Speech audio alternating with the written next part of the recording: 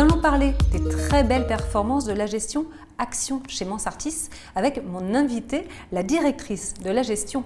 Bonjour Nourane Charer. Bonjour Laura. Vous allez bien? Très bien, merci. Expliquez-nous ces performances. Vous avez raison, chez Mansartis, on a d'excellentes performances à court et à moyen terme sur l'ensemble des zones géographiques que l'on couvre, action américaine, action asiatique et action européenne. Grâce à un processus de gestion unique qui repose sur, la première chose, c'est une analyse quantitative où on va screener les sociétés en fonction de leur solidité bilancielle avec un focus particulièrement important sur la dette. Ce filtre quantitatif nous permet finalement de surperformer, d'être plus résilient dans les phases de marché baissier, comme on l'a vu depuis le début de l'année. Le deuxième axe, c'est une analyse qualitative où on va s'intéresser en fait à la pérennité de la croissance des sociétés que l'on sélectionne. Donc on a identifié des thématiques d'investissement structurel qui sont des véritables moteurs de croissance pour les entreprises que l'on sélectionne. Et cette analyse qualitative nous permet de surperformer dans les phases de marché haussières, comme on l'a vu sur le deuxième trimestre cette année. Donc l'analyse de la croissance, c'est la clé de votre processus de gestion. On a pour objectif de sélectionner des entreprises ayant des croissances solides, pérennes et financées. D'accord. Ce qui nous amène en fait aujourd'hui à avoir une gestion de conviction et à être absent des secteurs et des valeurs ayant des fragilités au niveau de leur business model. À titre d'exemple, on n'est pas investi sur le secteur bancaire, pétrolier, aéronautique ou automobile. Vous en êtes absent ou vous en êtes retiré?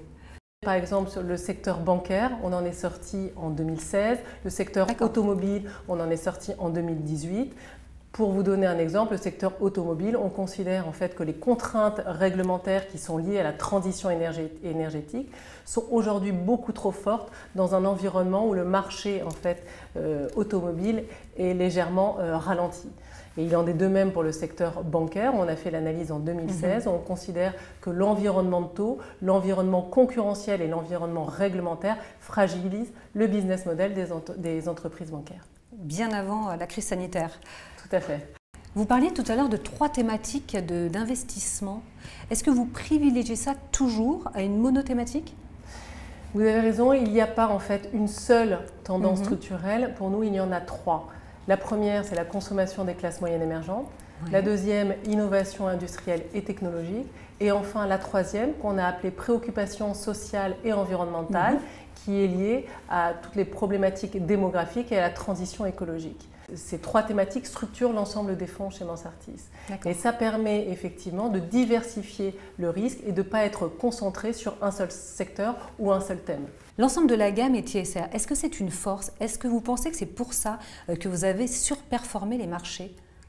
Alors on est persuadé qu'effectivement intégrer comme on le fait les critères ESG à chaque étape de notre processus d'investissement est une vraie force. Mais c'est une force à long terme.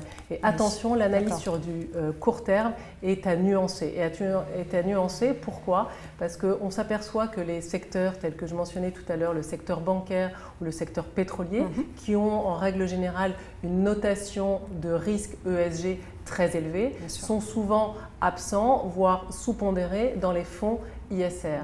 Donc ce qui a amené les fonds ISR à surperformer, mais ces secteurs-là n'ont pas sous-performé en raison de leur approche ESG, mais vraiment à cause de l'analyse financière et de l'analyse de la crise aujourd'hui.